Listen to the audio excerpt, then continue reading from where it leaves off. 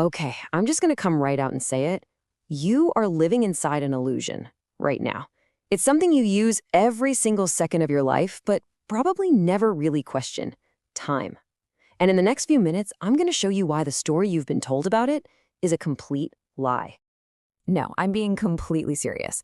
You see that clock on your wall or on your phone? The one that's just ticking away, so steady, so reliable? It's not actually measuring something real. It's more like a shared agreement, a rule we all decided to follow. And once you see how it's all put together, you really can't unsee it. I mean, we all feel it, right? Time is supposed to be like this river, just flowing forward at one single constant speed. A second is a second, an hour is an hour. But what if that feeling, that thing we all take for granted, is just wrong?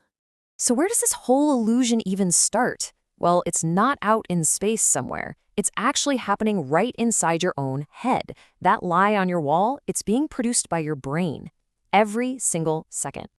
You know this feeling. We've all been there. 5 minutes scrolling through your favorite videos? Phew, gone in a flash.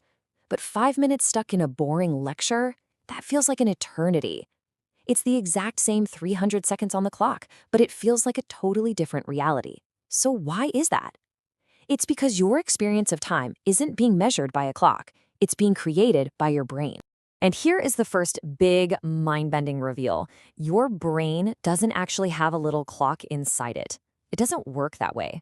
Instead, it perceives time by counting changes. When there's a ton of new, interesting stuff happening, your brain is working hard, processing all that information and logging a really rich, dense memory.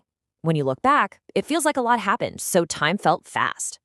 But when nothing new is going on, your brain basically has nothing to record, and the moment feels stretched out, empty. So the real master of time, the thing that's bending and warping your personal reality, isn't some crazy cosmic force. It's your brain. It is the director of your own personal movie, and believe me, it edits time like an absolute pro. This is literally why summer felt like an entire lifetime when you were a kid, but now a whole year can just disappear. As a kid, everything is new. Every day is an adventure. Your brain is just constantly firing, making new memories.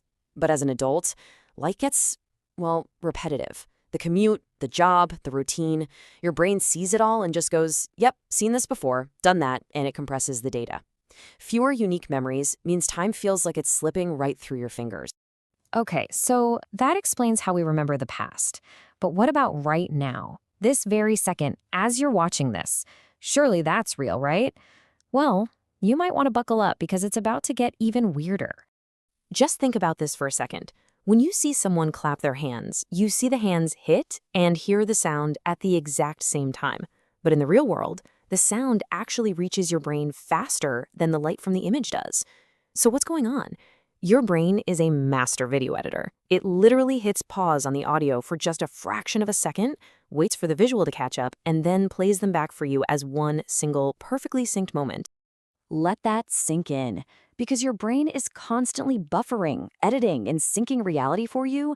The now that you're experiencing isn't actually live. It's a replay. You are always living a tiny fraction of a second behind reality. Your present is already in the past. And the brain's time editing skills get even crazier under pressure. You've heard stories about people in car accidents saying that time went into slow motion, right? Well, they're not making it up. In a crisis, your brain kicks into hyperdrive. It starts recording memories at a much higher frame rate, capturing way more detail than usual.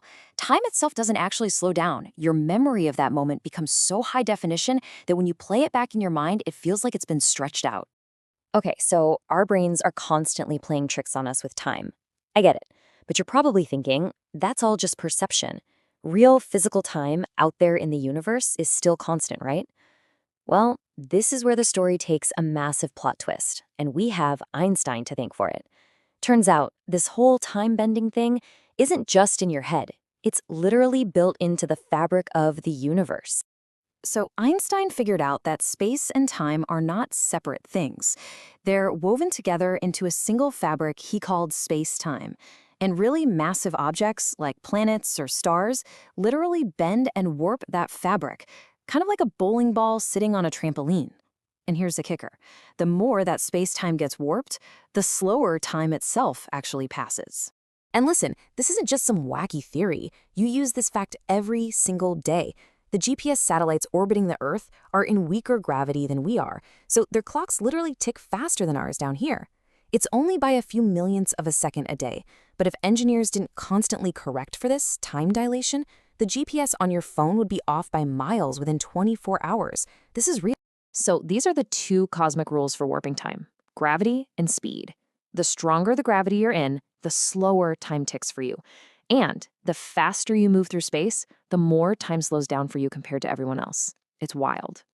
This means that an astronaut on a super high-speed mission to Mars or something would come back to Earth having aged just a little bit less than we did. It's not a feeling. It's not a trick of the mind. For them, less time would have actually passed. So we know time is flexible. It depends on your brain, on gravity, on how fast you're moving. But what if I told you the final, most unsettling idea is that the biggest illusion of all isn't how fast time moves, but the fact that it moves at all? Okay, prepare yourself, because this is where it gets truly wild. There's a theory in physics called the block universe. And what it suggests is that time doesn't flow like a river at all. It's more like a loaf of bread, where every single slice, from the beginning of time to this exact moment right now, to the very end of the universe, already exists, all at once. In this theory, the Big Bang didn't just create a starting point. It created the entire timeline from start to finish in one go. The past isn't gone and the future isn't unwritten. They're both just as real as the present.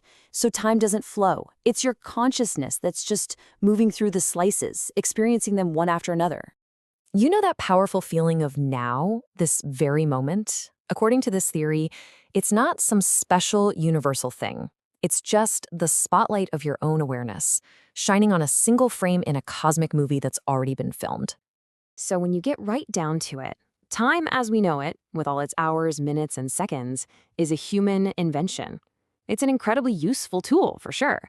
It's a shared agreement that lets us build a society and show up for things on time. But it's not a fundamental piece of reality. It's the story we tell ourselves to make sense of change. And that leaves us with one last, kind of haunting question.